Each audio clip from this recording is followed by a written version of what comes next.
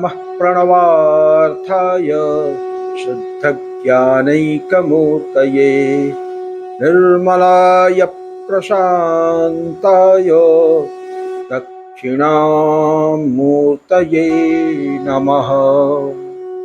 चिद्घनायमशेषाय वटमूलनिवासिने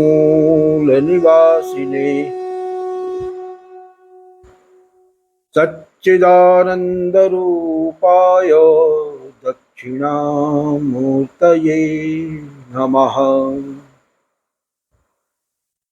ईश्वरो गुरुरात्मेति मूर्तिभेदविभागिने व्योमवद्व्याप्तदेहाय दक्षिणामूर्तये नमः। विघ्नेश्वराय वरदाय सुरप्रियाय लंबोदराय सकलाय जगद्धिताय नागाननाय श्रुतियज्ञ विभूषिताय गौरीसुताय गणनाथ नमो नमस्ते। विघ्नार्तिनाशनपराय गणेश्वराय सर्वेश्वराय सुखदाय सुरप्रियाय विद्याददाय विकटाय च वामनाय भक्तप्रसन्नवरदाय नमो नमस्ते। ओम नमः श्री गुरुवे शिवाय। ओम नमः श्री परदेवतायै। सो फ्रेंड्स, पिछले एपिसोड में हमने श्री कृष्ण चंद्र के अवतरण की प्रक्रिया के बारे में थोड़ी चर्चा किया था। वो प्रक्रिया क्या है, एक्चुअली उसको प्रक्रिया कहना तो ठीक नहीं होगा।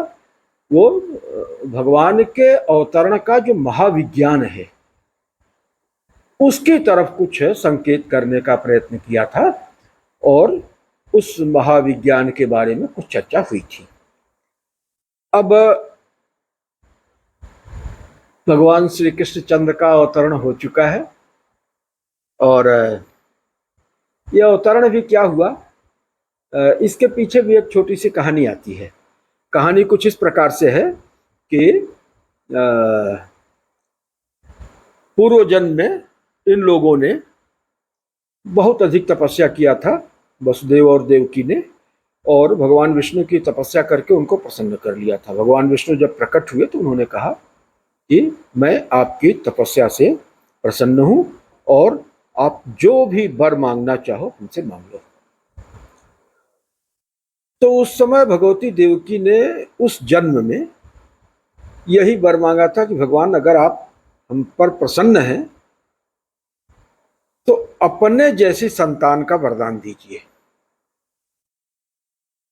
भगवान तो अद्वैत तत्व है, अपने जैसी संतान का वरदान कैसे दे सकते हैं। लेकिन उन्होंने कमिट किया था कि नहीं, आप जो चाहो वरदान मांगो, तो उनको वरदान तो देना ही था और अपने जैसा दूसरा कोई हो नहीं सकता।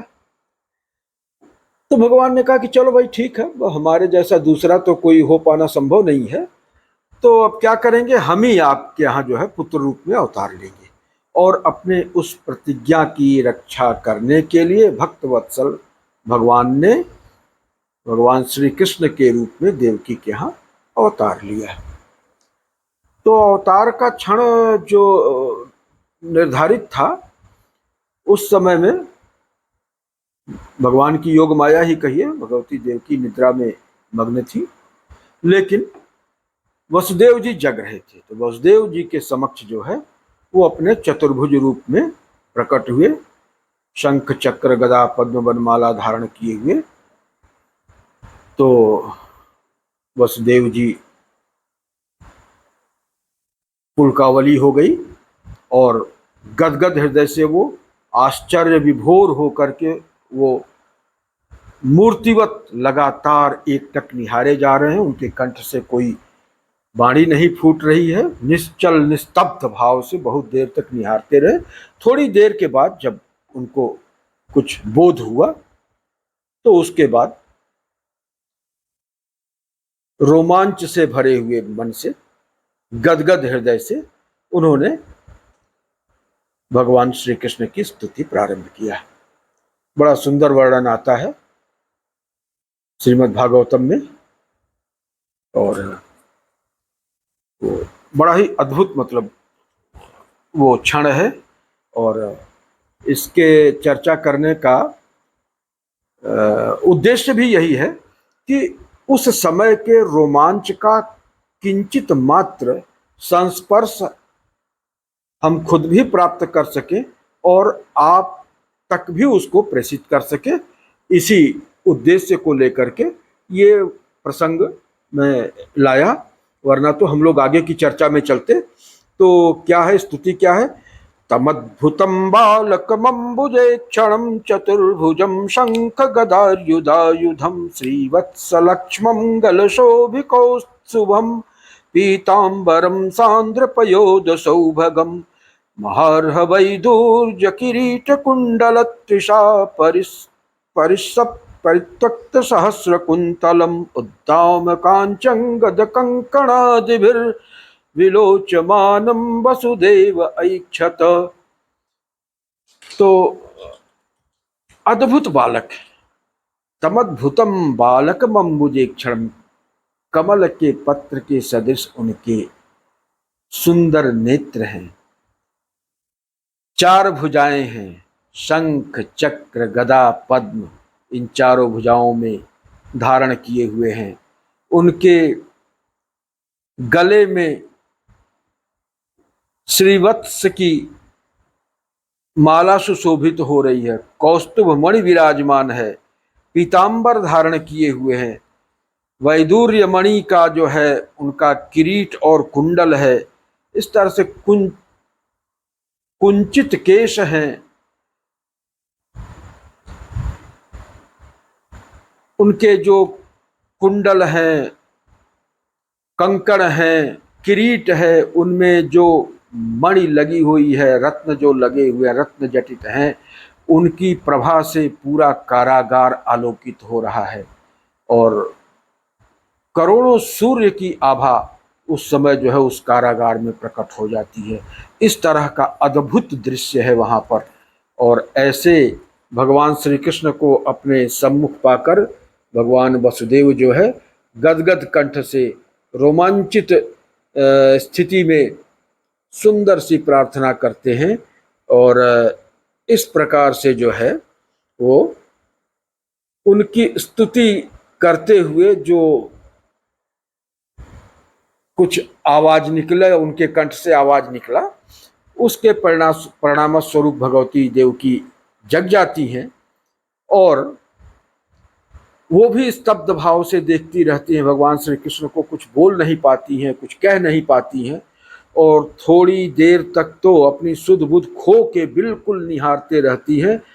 और थोड़ी देर के बाद फिर जब उनको कुछ चेतना आती है तो उनका वात्सल्य जग उठता है, मातृत्व जग उठता है और फिर भविष्य की आशंकाएं उन्हें घेर लेती हैं। सोचने लगती हैं कि जिस तरह से हमारी इनके पूर्व की 7 संतानों का हश्र हुआ है, वही हश्र कहीं हमारी इस 8वीं संतान का न हो जाए। भगवान श्री कृष्ण उनके भाव को समझ जाते हैं, वो तो अंतर्यामी हैं। कहते हैं माँ चिंता न करो। और हमारी योग माया जो है गोकुल में नंद बाबा के घर पे उत्पन्न हो चुकी है और अभी वसुदेव जी हमको लेकर के जाएंगे और ये सब कारागार के ताले अपने आप खुल जाएंगे। सारे बंदी गृह के प्रहरी हैं वो सब गहरी नींद में निमग्न हो जाएंगे। आप बिल्कुल चिंता मत करो और यहाँ से निष्कंटक रूप से हमको वसुदेव जी ले जाकर के गोकुल में नंद बाबा के यहाँ स्थापित कर देंगे और वहाँ से हमारी योग माया को लेकर के आ जाएंगे और तब जाके इन प्रहरियों की नींद खुलेगी, कारागार के ताले अपने आप बंद हो जाएंगे और फिर जब हमारी योग माया के रुदन की ध्वनि प्रहरियों के कान में पड़ेगी तो वो जाकर के ये संदेश कंस को देंगे और उसके बाद फिर जो होगा सब ठीक होगा, आप चिंता न करो। तो उसी प्लान के हिसाब से वसुदेव जी जो है भगवान श्री कृष्ण को लेकर के जाते हैं। यमुना जी बढ़ी हुई होती हैं, काली नाग उनको, घनघोर बारिश हो रही होती है, काली नाग अपने फन से उनको जो है वो छत्र की सेवा प्रदान करते हैं, फन फैला करके बारिश को रोकते हैं। यमुना जी भी जो बढ़ रही होती हैं हुंकार भरते हुए भगवान श्री कृष्ण का चरण स्पर्श करके फिर शांत हो जाती हैं और वसुदेव जी आराम से चल के यमुना जी को पार करके जाते हैं। वहाँ पर भी सब लोग घोर निद्रा में सो रहे होते हैं और वहाँ से फिर जो है वो भगवती योग माया को लेकर के अपने साथ आते हैं।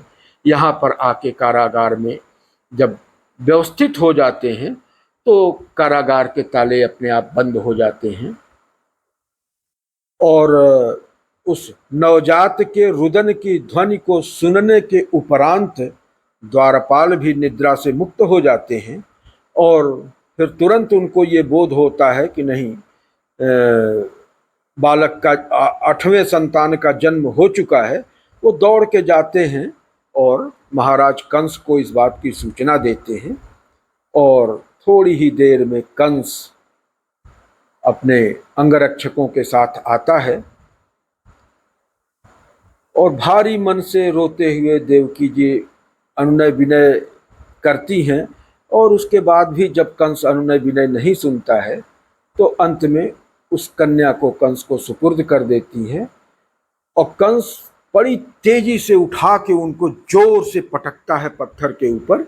उसको तो पता है कि ये अभी अभी की जन्मी हुई बच्ची है और उठा के जोर से अगर ऊपर से पटक दिया जाएगा पत्थर पर तो प्राण पखेरु उड़ जाएंगे। तो जोर से पटकता है लेकिन वो पटक नहीं पाता है। जब हाथ ऊपर की तरफ झटके से उठाता है तो उसी समय वो कन्या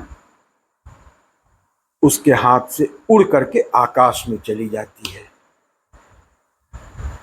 सप्तसती कहती है कि नंद गोप गृहे जाता यशोदा गर्भ संभवा ततस्तौ नाशयिष्यामि विंध्याचल निवासिनी।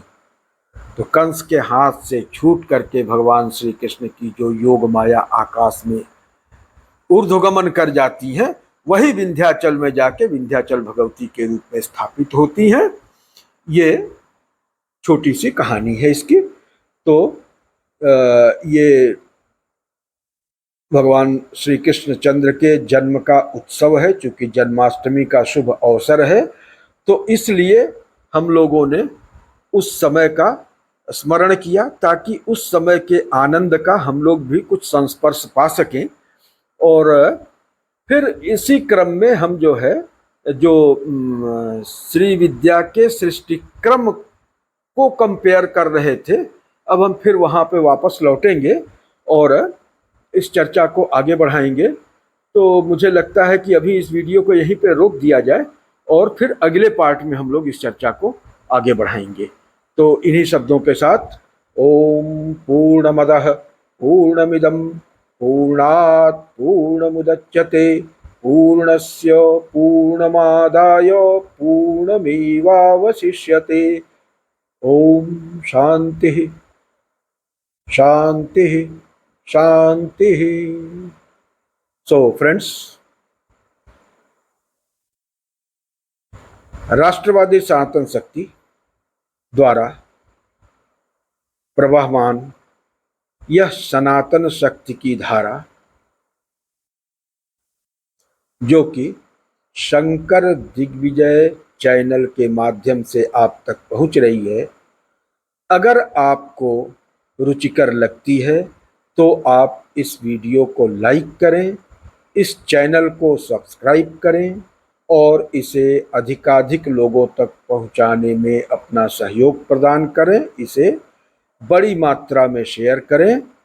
इन्हीं शब्दों के साथ ओम सर्वे भवन्तु सुखिनः, सर्वे सन्तु निरामयाः, सर्वे भद्राणि पश्यन्तु, मा कश्चित् दुःखभाग् भवेत्।